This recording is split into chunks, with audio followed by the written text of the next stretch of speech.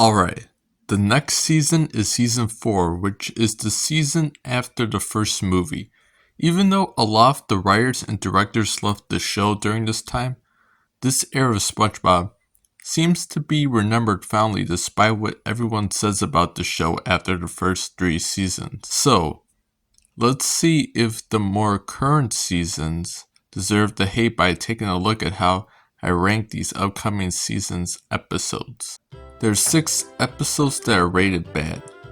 The worst rating for this season's episode goes to All That Glitters. Well, I must say these episodes are a different breed of bad SpongeBob compared to what we have seen so far. In terms of the jokes, they make me uncomfortable. A lot of crying and French jokes. I miss SpongeBob's more zany voice back in season 3. Even though Tom Kenny's voice changes throughout the series, it seems like it also has a company change to it. The changes in this season are subtle, but they are noticeable. For example, Mr. Krabs' character being more focused on money and SpongeBob's squeaky voice. That episode was sad and unfunny to see though, but this is another episode that makes me uncomfortable and sad for Squidward, the Thing. Didn't like the torture Squidward was getting while he couldn't say anything. At least this episode has Kelpie G. Another sad episode where SpongeBob is having a great time with his new wig. Even though the problem that he's facing is mostly because everyone gives him a hard time for wearing it.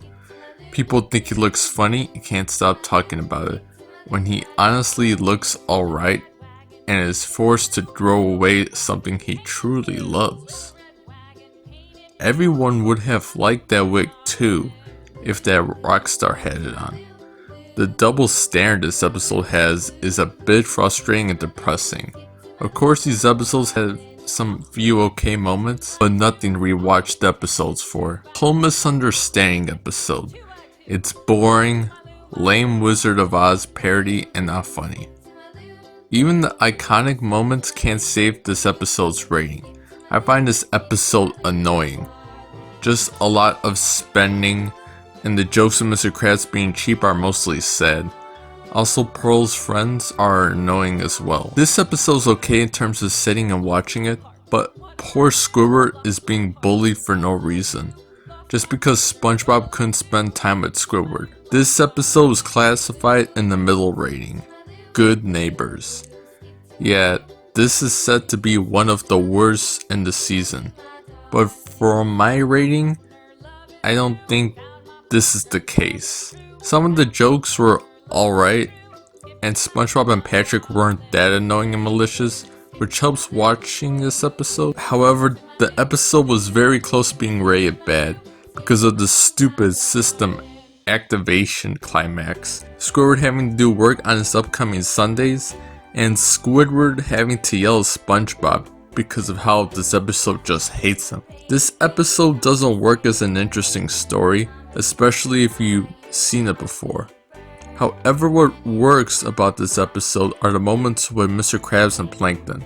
Their relationship, even though their kind moments were only fake, were still enjoyable to watch, and we have that little fake out ending.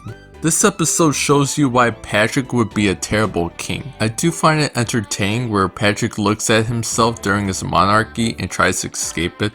However, this episode is kind of boring and not very funny. Patrick is kind of annoying in this episode. Going inside Squidward's stomach is disgusting, and I honestly feel bad for Squidward in this episode. This episode should have been called Annoying Pants. There were some funny moments, but it's still a middle of the road episode. Another disgusting middle of the road episode. For some reason, I do like SpongeBob's voice in this episode. It's very chill and laid back that reminds me of the older SpongeBob's voice. Same rating as the previous episode. Like this one because it's less disgusting and has aged better in terms of recent conversations that have happened over time. Another middle of the road episode, but shows Krabs learning and caring about his work life, while you also get a new setting. Now the episodes I would consider good, Best Day Ever is a little bit of a letdown because of how much they hyped up the song. This episode is fine for what it is though. A creepy and somewhat underrated SpongeBob episode. This episode is mildly amusing throughout.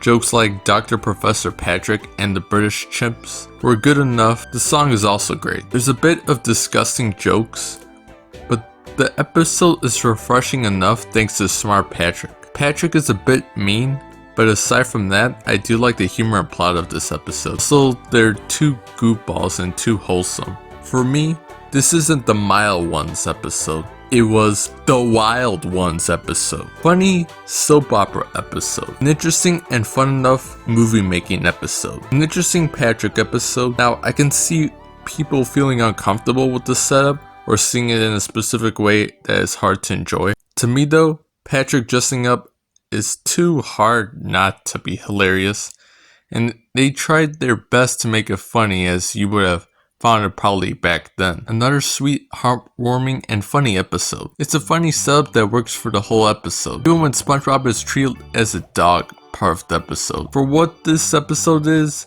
it's supposed to be scary and creepy. I also like the jokes the episode has going for it. A solid episode with some of the best jokes of the whole series. A fun drill sergeant episode. An entertaining court case episode. A magical wishing well episode. A funny but also cool Mr. Krabs and Plankton episode. A funny SpongeBob impersonating Mr. Krabs episode. A relatable episode thanks to Squidward trying to be the crane. A great season 4 opener that is easily top 4 best season openers of SpongeBob so far. A great Pat Morita tribute episode with some fun karate humor. Also, the timeshare setup is too good. A lot of these episodes I can see fitting in with the first 3 seasons. This one is a great example. You can tell it was a classic episode that was waiting to be made in season 4. Fun medieval adventure.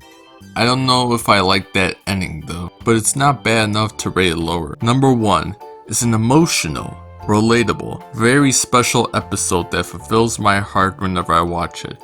Even though it's obvious that SpongeBob wasn't going to completely lose Gary, it is still satisfying to see it all play out. Also, that song does it for me. So here we go. 6 bad episodes, 8 middle of the road episodes, and 24 good episodes. Now, it was close, but based on the statistics, I would still be able to consider this a good season. Now, the season might be a bit worse. This is due to the lack of clever comedy, being a bit more annoying, more narrowly driven character moments, and a bit frustrating. I wouldn't say affected the season as a whole though, as I would say the top 17 episodes would probably fit well with the first 3 seasons of SpongeBob. Overall, I do think the season is a bit hated, but I do understand it, as it was a good showcase of don't fix what isn't broken, and don't add or change what's already been perfectly made. Even if it's not what we wanted, this season did take risk while also not being as over the top that maybe season 3 was. That season may have had a few bad episodes or duds, but the funny stuff was still very funny. The humor for this season for sure changed, but some can say it was mostly different, which is either good or bad for the show. Either way, I'm still looking forward to at least getting to season 7. Take care everyone!